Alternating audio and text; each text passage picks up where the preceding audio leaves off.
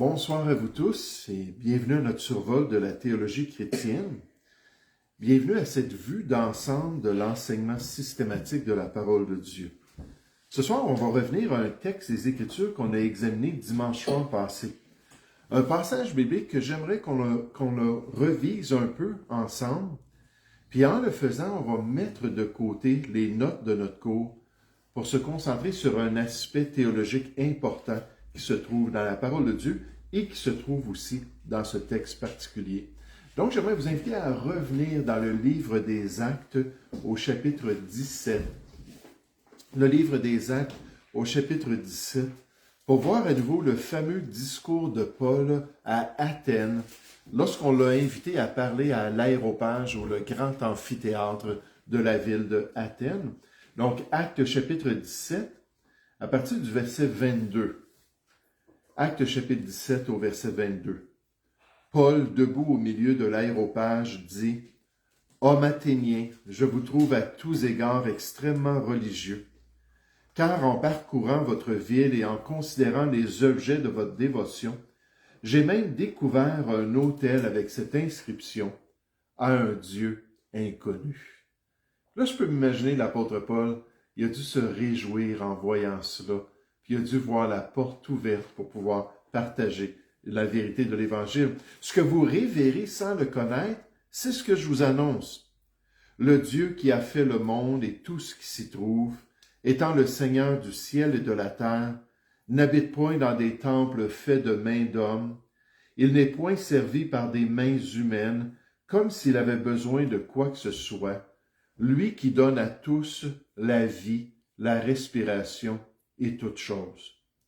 Il a fait que tous les hommes sortis d'un seul sang habitent sur toute la surface de la terre, ayant déterminé la durée des temps et les bornes de leur demeure. Il a voulu qu'ils cherchent le Seigneur et qu'ils s'efforcent de le trouver en tâtonnant, bien qu'il ne soit pas loin de chacun de nous. Car en lui, nous avons la vie, le mouvement et l'être. C'est ce qu'ont dit aussi quelques-uns de vos poètes. De lui, nous sommes la race. Ainsi donc, étant la race de Dieu, nous ne devons pas croire que la divinité soit semblable à de l'or, à de l'argent ou à de la pierre sculptée par l'art et l'industrie de l'homme. Dieu, sans tenir compte des temps d'ignorance, annonce maintenant à tous les hommes en tout lieu qu'ils ont à se repentir, parce qu'il a fixé un jour où il jugera le monde selon la justice, par l'homme qu'il a désigné, ce dont il a donné à tous une preuve certaine en le ressuscitant des morts. La dernière fois, on a examiné quelques instants ce texte biblique pour démontrer que le caractère de Dieu justifie l'inspiration des Écritures. Le caractère de Dieu justifie l'inspiration des Écritures. Ce Dieu qui est un créateur tellement bon envers l'être humain et envers sa création, et il prend soin des besoins présents et éphémères de l'homme, s'assurerait certainement de prendre aussi soin du besoin du salut de l'être humain, de ses besoins éternels en tant que cette créature qui a été faite à l'image de Dieu. Nécessairement en lui donnant un témoignage fiable et clair concernant ce plan de salut dans sa parole, en inspirant les Écritures pour que l'être humain ait ce témoignage-là pour le guider vers le salut. C'est exactement ce qu'on voit ici, que l'apôtre Paul présente aux Athéniens, en débutant avec le Créateur qui permet tous les aspects de la vie humaine. Paul dit même la vie, le mouvement et l'être, pour continuer ensuite avec le message du salut par la prédication de l'Évangile de Christ dans cet amphithéâtre grec.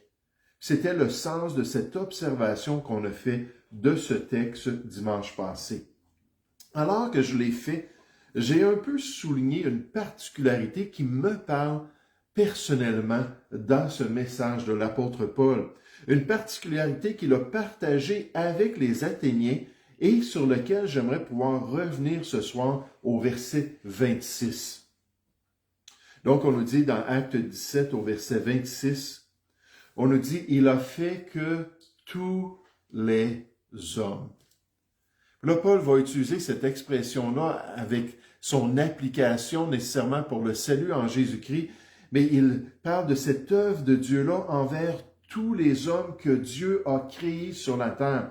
Il a fait que tous les hommes, sortis d'un seul sang, habitent sur toute la surface de la terre, ayant déterminé la durée des temps et les bornes de leur demeure. Il a voulu qu'ils, là on parle de qui? De tous les hommes, d'après le verset 26. Donc, il a voulu que tous les hommes cherchent le Seigneur et qu'ils, encore une fois, tous les hommes s'efforcent de le trouver en tâtonnant, bien qu'il ne soit pas loin de chacun de nous, car en lui nous avons la vie, le mouvement et l'être. C'est ce qu'ont dit aussi quelques-uns de vos poètes. De lui nous sommes la race. Puis on saute au verset 30, encore une fois avec cette question-là de tous les hommes. On nous dit Dieu, sans tenir compte des temps d'ignorance, annonce maintenant à tous les hommes, comme au verset 26, tous ceux que Dieu a créés, à tous les hommes en tout lieu, qu'ils ont à se repentir. Ce soir, je vais vous parler juste quelques instants sur ma perspective de l'universalité de l'œuvre de Dieu en Jésus-Christ. L'universalité de l'œuvre de Dieu en Jésus-Christ. Par universalité, je veux dire que l'œuvre de Dieu s'étend à toute la race humaine, à tous les êtres humains sans exception. Un dictionnaire définit ainsi cette expression, l'universalité, en disant l'universalité est la qualité d'une proposition dont l'attribut convient à la totalité du sujet. Donc, c'est la qualité d'une proposition dont l'attribut convient à la totalité du sujet. C'est ce qu'on voit ici dans le discours de l'apôtre Paul et nécessairement dans le restant des Écritures, l'universalité de l'œuvre de Dieu en Jésus-Christ. Comme certains d'entre vous, parce que tout de suite, il y a du monde qui doit se poser des questions sur mes croyances, mais certains d'entre vous le savez, je ne suis pas calviniste dans ma compréhension du salut en Jésus. Mais de même, puis peut-être pour certains, ce serait surprenant d'apprendre que je ne suis pas arménien dans ma perspective de l'œuvre de Dieu parmi les hommes. Je suis plutôt, puis c'est une expression que certains ont proposée, puis que j'ai bien aimée, je suis plutôt ce qu'on appelle un calvinien. Un calvinien, c'est-à-dire, je trouvais un juste milieu entre la position calviniste et la position arménienne, puis ensemble, on trouve ce mot-là, calvinien. Maintenant, dans la formation biblique, on nous disait toujours que ce genre de position entre les deux était la position bibliciste. Puis j'ai toujours utilisé cette expression jusqu'à ce que je trouve dans des écrits cette autre expression, calvinien. Mais donc, dans ma position sur l'œuvre de Dieu parmi la race humaine, puis une des raisons pour ça, c'est cette idée-là qu'on voit dans notre texte, cette universalité de l'œuvre de Dieu parmi les hommes. Regardez au verset 26, comme c'est clair. On parle de tous les hommes. Maintenant, le tous ici, c'est un adjectif. Dans l'original, c'est passe, pan, passant. C'est dit de différentes manières d'après le contexte et d'après ce qui est décrit dans le passage. Mais ça signifie spécifiquement lorsque Dieu dit qu'il a créé tous les hommes, qu'il a fait habiter tous les hommes sur toute la surface de la terre, ça parle de la globalité, la totalité ou l'entièreté d'une chose. Donc Dieu va répéter tous les hommes, tous les hommes, tous les hommes, en utilisant cet adjectif-là, et on va voir, ça se trouve à travers le Nouveau Testament.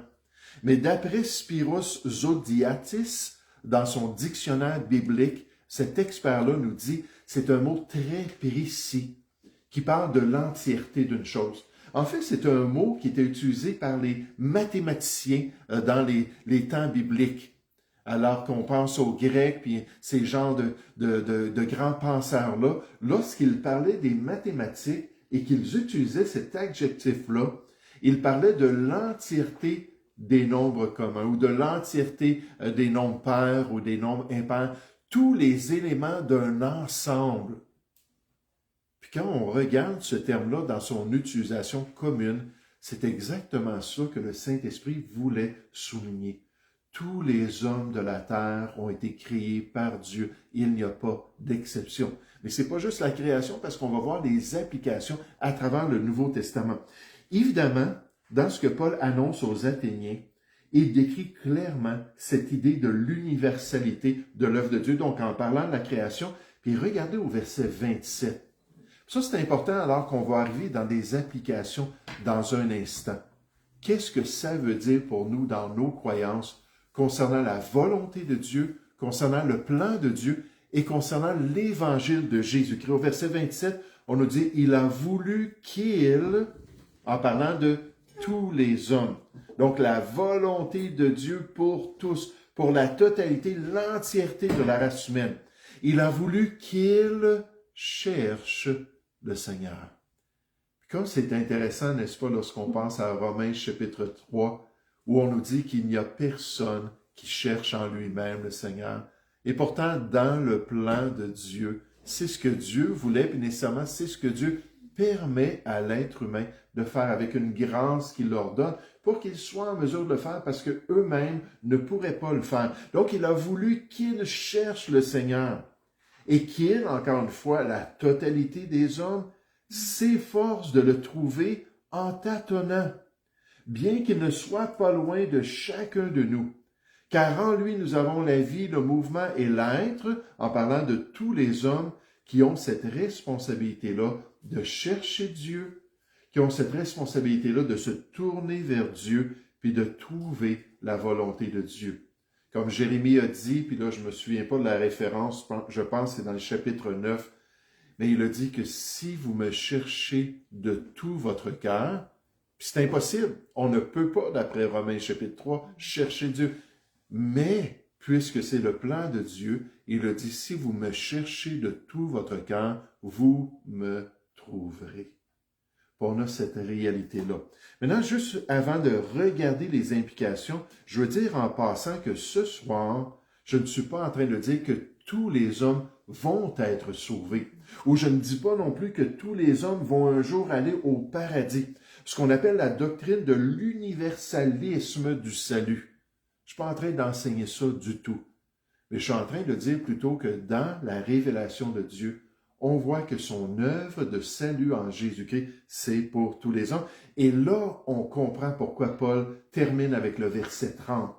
Regardez dans Actes 17 au verset 30, il dit « Dieu, sans tenir compte des temps d'ignorance, annonce maintenant à tous les hommes, encore une fois, cet adjectif-là précis, en tout lieu, à l'entièreté de la race humaine, à tous les hommes, qu'ils ont à se repentir. » Et c'est ce que Dieu désire pour les hommes.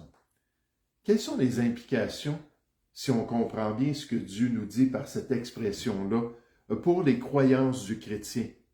Qu'est-ce qu'on doit comprendre à la lumière de ces déclarations-là? Puis moi, j'aimerais vous proposer 3 implications qui sont très importantes pour l'enfant de Dieu, pour le croyant.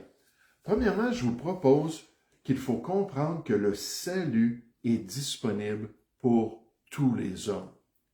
Le salut dans le plan de Dieu, d'après la révélation de la parole de Dieu, est disponible pour tous les hommes. Que Dieu veut réellement, sans nous tromper, sans nous mentir, que tous les hommes cherchent le Seigneur, que tous les hommes se repentent, que tous les hommes soient sauvés. Mais moi, je crois que c'est très clair à travers les Écritures. Je vous montre juste quelques passages qui nous montrent que c'est possible dans le plan de Dieu. Qu'est-ce que Jean 3,16 nous dit? Rappelez-moi Jean 3,16. Car Dieu a tant aimé le monde qu'il a donné son Fils unique, afin que quiconque croit en lui ne périsse point, mais qu'il ait la vie éternelle. Donc, on va appliquer ça ici, dans ce verset. Car Dieu a tant aimé le monde qu'il a donné son Fils unique, afin que quiconque, et là encore une fois, c'est passe par passa. Donc on pourrait dire, car Dieu a tant aimé le monde qu'il a donné son Fils unique, afin que tous, ou l'entièreté, la totalité ou la globalité de la race humaine croient en lui, ne périsse point, son amour s'étend à tous les hommes, mais qu'il est la vie éternelle. C'est Jésus qui a prêché ça à Nicodème pour l'encourager à naître de nouveau, à se tourner vers lui. Regardez avec moi dans la première épître à Timothée au chapitre 2, juste quelques passages pour chacune de nos implications ce soir, pour voir que le plan divin est pour tous les hommes, pour la race humaine entière. En passant dans Jean 6,40, Dieu décrit sa volonté pour les hommes. Puis qu'est-ce qu'on nous dit dans Jean 6,40? Jésus dit, la volonté de mon Père, c'est que quiconque ou que tous ou que l'entièreté de la race humaine voit le Fils, croit en lui et ait la vie éternelle, et je le ressusciterai au dernier jour. C'est ce que Paul enseigne ici dans 1 Timothée chapitre 2. Regardez au verset 3. 1 Timothée chapitre 2 au verset 3. Cela est bon et agréable devant Dieu notre Sauveur, qui veut que tout, encore une fois, cette expression particulière, que tous les hommes soient sauvés et parviennent à la connaissance de la vérité. Donc, race, qui veut dire toute la race humaine. Négativement, dans 2 Pierre 3,9, parce qu'on va continuer à lire ce que Paul nous dit ici, mais dans 2 Pierre 3,9, ça dit que Dieu ne veut pas qu'aucun périsse, mais que tous, encore la même expression, le même adjectif, arrivent à la repentance. Il veut que tous les hommes soient sauvés, il ne veut pas qu'aucun périsse. Est-ce que Dieu nous ment? Ou est-ce qu'il nous dit la vérité? Moi, je crois qu'à la lumière de toute la révélation, il est sincère.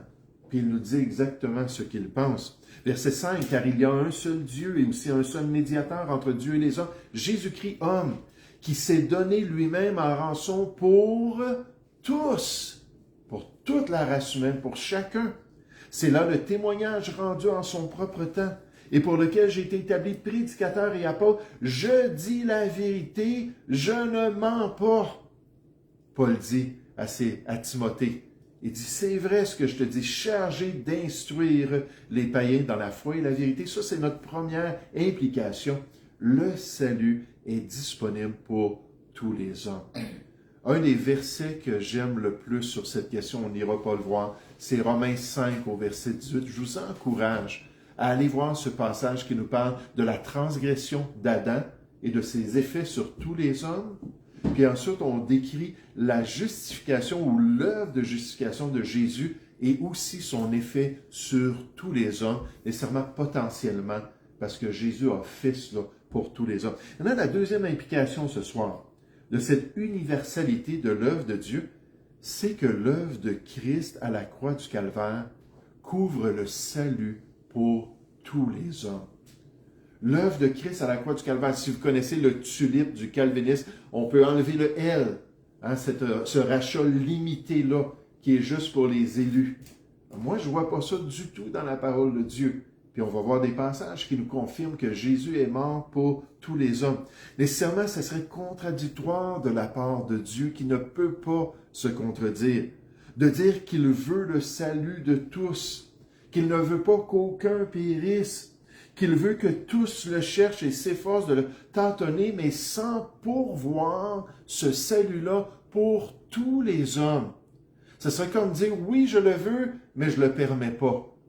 Puis pour moi, c'est une contradiction. Les gens vont dire, c'est le mystère de l'œuvre de Dieu. Je suis désolé, ce mystère-là, je ne le vois pas dans les Écritures quand on harmonise tout ce que Dieu dit. Mais Dieu a pourvu ce salut-là en Jésus-Christ. Revenez dans Jean chapitre 3. Regardez comment Jésus décrit la question alors qu'il parle de la nouvelle naissance, nécessairement le salut en Jésus. À partir du verset 14, Jean 3, verset 14, Jésus dit, « Et comme Moïse éleva le serpent dans le désert. » Nécessairement, on se souvient de cet épisode-là dans l'histoire d'Israël. « Il faut de même que le Fils de l'homme soit élevé, nécessairement l'instrument du salut de Dieu, afin que quiconque, que tous, l'entièreté de la race humaine, croient en lui, donc dans l'œuvre de Jésus, et ait la vie éternelle. » C'est la solution pour la race humaine, car Dieu a tant aimé le monde qu'il a donné son Fils unique afin que quiconque, que tous, croient en lui, ne périsse point, mais qu'il ait la vie éternelle. Verset 17. Dieu, en effet, n'a pas envoyé son Fils dans le monde pour qu'il juge le monde, mais pour que le monde, l'humanité, soit sauvée par lui. Puis nécessairement, c'est conditionnel avec la réaction de l'homme envers l'œuvre de Dieu. Verset 18, « Celui qui croit en lui n'est point jugé, mais celui qui ne croit pas est déjà jugé, parce qu'il n'a pas cru au nom du Fils unique de Dieu. » Ce soir, j'aimerais qu'on puisse considérer ces éléments-là sur l'universalité de l'œuvre de Dieu en Jésus-Christ, mais c'est clair qu'on ne regarde pas tout ce que la Bible a à dire sur la question du salut, sur la question du plan précis de Dieu quant à l'être humain. On va réserver ça pour ces détails-là, pour la doctrine du salut ou la sotériologie des Écritures, mais je voulais juste qu'on puisse voir cet aspect que Paul a tellement bien décrit dans ce passage-là et dans ce discours dans Actes chapitre 17. Regardez avec moi la première épître de Jean au chapitre 2. La première épître de Jean au chapitre 2, juste quelques passages où on nous rappelle que l'œuvre de Jésus-Christ, c'est pour tous les hommes. Et là, comme je vous dis, on ne rentre pas dans les technicalités, on ne rentre pas dans l'appel général de Dieu, puis l'appel spécifique de Dieu, puis tous ces domaines-là. Mais je pense que si on est honnête envers les Écritures, on voit que Jésus a payé pour tous les hommes. On a dit dans 1 Jean chapitre 2 au verset 1, « Petits enfants, je vous écris ces choses afin que vous ne péchiez point. » On a vu l'objectif ultime de Dieu ce matin dans la prédication, c'est que le chrétien ne pêche point. Et si quelqu'un a péché, nous avons un avocat auprès du Père, Jésus-Christ le juste. Il intercède pour nous auprès du Père. Verset 2.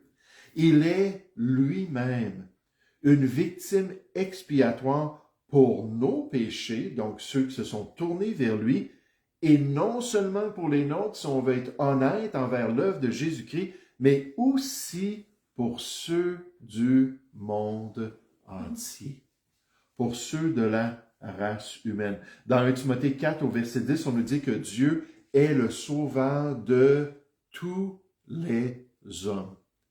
Dans ce potentiel de salut qui est accompli en Jésus-Christ, encore une fois, c'est passe l'entièreté de la race humaine, mais on ajoute principalement des croyants.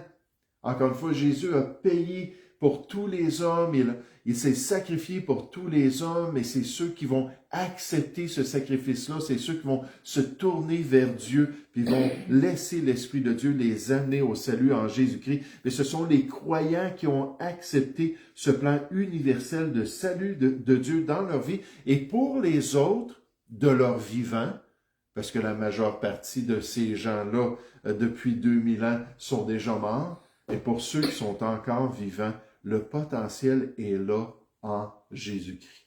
Donc, on peut croire en tant que chrétien que le salut est disponible pour tous les hommes. On peut accepter que l'œuvre de Christ couvre ce besoin de salut pour tous, pour l'humanité entière, et pratiquement parlant. Parce que là, c'est là qu'on peut venir dans des extrêmes, dans nos croyances, puis dans nos perspectives, alors qu'on regarde la parole de Dieu. Mais pratiquement parlant, le chrétien peut partir avec ce message de salut pour le présenter à tous les hommes. Il n'y a pas besoin de se questionner, il n'y a pas besoin d'avoir une ambiguïté, il n'y a pas besoin de se poser la question, est-ce que je dois parler à cette personne-là? Est-ce que c'est correct pour moi de lui partager l'Évangile? J'aimerais vous dire, pour moi, c'est clair qu'on peut aller auprès de tous les hommes. Puis en fait, on va le voir, on est commandé de le faire envers tous les hommes, puis de partager cette bonne nouvelle. Le chrétien peut aller partout, partager avec confiance, comme Paul, qui était dans une situation difficile, à Athènes, en face de toute l'idolâtrie des Athéniens, en face de la froideur de leur cœur envers le message, puis juste de la curiosité d'entendre des nouvelles choses et des nouvelles propositions qui l'ont invité à l'aéropage, qu'on voit qu'il n'y a pas eu beaucoup de fruits dans tout cela. Mais malgré cela, il aurait pu leur dire avec confiance, Dieu ordonne à tous les hommes, en tout lieu, de vous repentir, parce que cette bonne nouvelle du pardon, cette grâce en Jésus-Christ est disponible pour tous les hommes. Regardez Matthieu chapitre 28, quelques versets rapidement ce soir. Matthieu chapitre 28, c'est 3 chapitres dans les évangiles qu'on va regarder qui nous décrivent la grande mission de l'Église de Jésus-Christ. On nous dit dans Matthieu chapitre 28 au verset 18, on nous dit, Jésus s'étant approché, leur parlant ainsi, « Tout pouvoir m'a été donné dans le ciel et sur la terre. » Nécessairement, il était ressuscité des morts. Nécessairement, il pouvait maintenant représenter l'être humain, le seul médiateur entre Dieu et les hommes.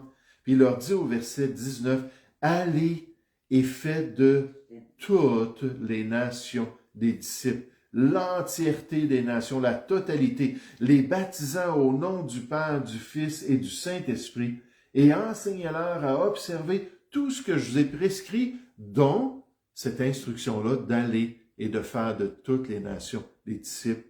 Et voici, je suis avec vous tous les jours jusqu'à la fin du monde, avec cette grande mission de l'Église de Jésus-Christ. Merci Seigneur. Marc chapitre 16. Rapidement, Marc chapitre 16, à partir du verset 15, ça c'est le verset dans ces 3 chapitres-là qui est le plus clair. Marc chapitre 16, c'est une autre description d'après la perspective de Marc, poussée par l'Esprit de Dieu, ses dernières instructions, cette grande mission-là à l'Église. Puis il leur dit, verset 15, « Allez par tout le monde, dans l'entièreté du monde, et prêcher la bonne nouvelle à toute la création. » Encore une fois, passa, puis il dit à tous les êtres humains. Celui qui croira et qui sera baptisé sera sauvé, mais celui qui ne croira pas sera condamné. Mais vous allez avec ce message-là et partagez-le avec tous les hommes, parce que c'est la responsabilité, la grande mission que Dieu nous a donnée. Luc chapitre 24, au verset 44. Luc chapitre 24, au verset 44, encore le Seigneur Jésus qui s'approche de ses apôtres, de ses disciples, avant de remonter auprès du Père, puis d'envoyer l'Esprit de Dieu. Puis juste en passant, cet Esprit dans Jean 16, au verset 8, qu'on nous dit allait venir pour convaincre le monde concernant le péché, la justice et le jugement. Et les apôtres étaient appelés à aller auprès des hommes dans le monde pour leur partager cette bonne nouvelle. Verset 44. Puis il leur dit, c'est là ce que je vous disais lorsque j'étais encore avec vous, qu'il fallait que s'accomplisse tout ce qui est écrit de moi dans la loi de Moïse, dans les prophètes et dans les psaumes ou dans les écrits, donc les 3 divisions de l'Ancien Testament que les Juifs acceptaient comme inspirés de Dieu. Alors il leur ouvrit l'esprit afin qu'ils comprennent les Écritures et il leur dit, ainsi il est écrit, que le Christ souffrirait et qu'il ressusciterait des morts le 3e jour, et que la repentance et le pardon des péchés seraient prêchés en son nom à toutes les nations, à commencer par Jérusalem. Vous êtes témoins de ces choses. Et voici, j'enverrai sur vous ce que mon Père a promis, mais vous restez dans la ville jusqu'à ce que vous soyez revêtus de la puissance d'en haut, cette puissance qui allait leur permettre d'aller à Jérusalem, dans la Judée, dans la Samarie et jusqu'aux extrémités de la terre pour prêcher la bonne nouvelle à toutes les nations. Dieu veut effectivement que tous les hommes soient sauvés et on nous dit dans le Timothée 2,4 et que tous les hommes parviennent à la connaissance de la vérité. Pour certains, le potentiel va être là et va s'activer lorsqu'ils vont mettre leur foi en Christ. Et pour d'autres, ils ont besoin d'entendre cette vérité-là, même s'ils ne font pas le bon choix. Paul a dit ça dans 2 Corinthiens, chapitre 4, il dit, pour certains, on est une odeur de vie, donnant la vie. Pour certains, nous sommes une odeur de mort, donnant la mort. Et qui est suffisant pour ces choses? Le parfum de Christ, on aimerait toujours que ce soit la vie qui sorte de cette bonne nouvelle-là, mais ce n'est pas nécessairement le cas. Donc, encore une fois, dans le discours de Paul, on voit cette idée-là lorsqu'il dit dans Actes chapitre 17, « Dieu, sans tenir compte, verset 30, des temps d'ignorance, annonce maintenant, donc c'est pendant la période de l'Église, à tous les hommes, en tout lieu, par ses disciples, par les témoins de Jésus, qu'ils ont à se repentir. » Puis Dieu a dit, allez partout et partagez cette bonne nouvelle-là, pour que les gens soient conscients de leur besoin d'obéir à l'Évangile de Dieu. Vous savez, les Écritures disent que l'Évangile, c'est un commandement, c'est un ordre du Seigneur envers chaque être humain. Et l'être humain doit obéir à l'Évangile. Jésus va paraître dans une flamme de feu. 2 Thessaloniciens 1,8, on nous dit, pour punir ceux qui ne connaissent pas Dieu et n'obéissent pas à l'Évangile du Seigneur Jésus-Christ. Mais nous, notre responsabilité, c'est juste de leur partager la bonne nouvelle. Les implications de l'universalité de l'œuvre de Dieu parmi les hommes, c'est qu'il faut accepter que ce salut est disponible pour tous.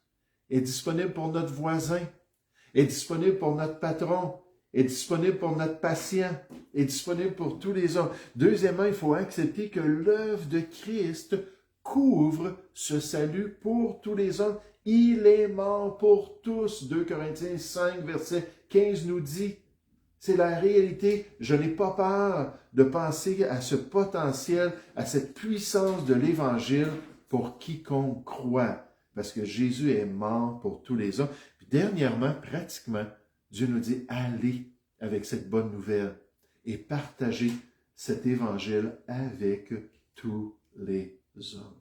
Sans crainte, sans se poser de questions, avec une grande hardiesse pour la gloire de notre Dieu. Nous allons prier ensemble. Merci Père Céleste pour ce beau discours de l'apôtre Paul. Merci qu'il a cherché à aider les Athéniens à passer de ce Dieu créateur à ce Dieu sauveur.